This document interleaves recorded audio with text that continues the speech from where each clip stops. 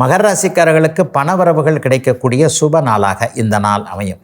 மிக மிக முக்கியமாக 2வது திருமணத்தை எதிர்பார்த்து காத்து கொண்டிருப்பவர்களுக்கு நல்ல குடும்ப வாழ்க்கை ஏற்படக்கூடிய அமைப்புகள், அல்லது முதல் திருமணத்தில் ஒரு மாதிரியாக சமரசத்திற்கே இடமில்லாமல் போயிடுச்சு, கோர்ட்டு கேஸுன்னு இருக்குது, எப்படியாவது இழுத்துக்கிட்டே போகிறத முடிக்கணும்னு நினைக்கக்கூடியவர்களுக்கு சுமூகமான தீர்வுகள் கிடைக்கக்கூடிய ஒரு சுபயோக நல்ல நாளாக இந்த நாள் அமைஞ்சிருக்குதுங்க. வாக்குப்பளிதம் ஏற்படுங்க. பெரிய அளவில் வாக்குப்பளிதம் ஏற்படக்கூடிய நாளாக இந்த நாள் அமையும்.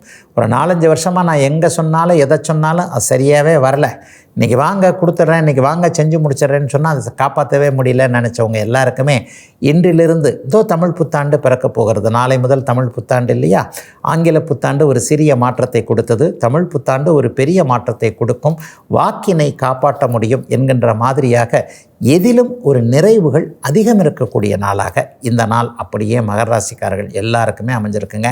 கஷ்டமெல்லாம் சுத்தமாக தீர்ந்து போச்சுன்றதை மனசு உணரக்கூடிய நல்ல நாளுங்க மகர ராசிக்காரர்கள் எல்லோருக்குமே இன்றைக்கு. இன்னும் பல வீடியோக்களை காண சன் லைஃப் சேனலை சப்ஸ்கிரைப் பண்ணுங்க.